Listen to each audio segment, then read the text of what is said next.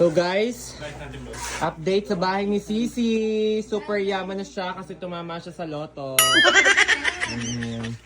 Hindi, tumama siya sa weteng. 8.33. Ang tinamaan niya. Yan, update sa bahay niya guys. Aray, ang kwarto mo daw. Ganala ka lang eh. Yan ang akin. Salamat naman. Kahit pa paano ikas siya ang aking balingkinitan. Ang baling kinita. Tingnan ang pantalon ko. Ako daw si ano. Saan galing yan? Ang ganda. Saan galing to? Walang yamba.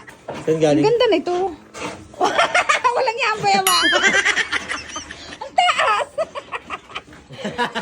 Alam mong paghanggang din yun sa tama Abutan kasig mura. tataas mo. Di mo naman. Parang wala ka. Di ba bayawang? Sige. Parang si Mama Leo. Kaya mo. Ang tuwat nagkaroon. Hindi na ako hinuhost. Hawak ko ang beat! Hawak ko! Oh, hindi, huwag masyadong masaya. Ikaw naman. Hawak ko ang beat! Hawak ko! Yan ang pinahiyaan ng ano, nung ano. Paano yung ibibini? Baka magtukla pa. Hindi, babalikan natin ang binil. Hindi naman. Hindi naman siguro magtutukla. Naiyak po si Tito Arj.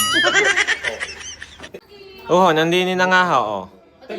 Nakain ho ng pakwan. Oh. Siya na nga. Nasaya na nga.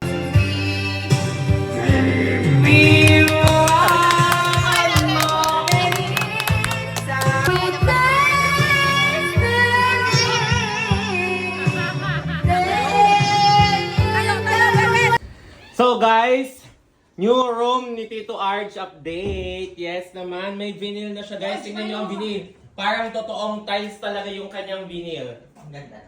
Mura lang yan, no? Aircon, outfit check. 25 pesos lang ang isa niya. Mura. Ang ganda ng parang tiles, guys. Tingnan nyo, magpaganto na kayo sa inyong mga salas, kwarto, kung inyong mga semento ay bako-bako. Bagay na bagay, ilalagay ko sa yellow basket, guys. Wala sa yellow basket. Wala pala sa yellow basket, guys. Wala sa yellow basket. Sa iba pala yung binili. Yan, guys. Ang ganda na ng bahay niya. Ay, ng kwarto niya. Yay! Ang ganda, oh. Shrine! Shrine! Ay, oo nga. Shrine!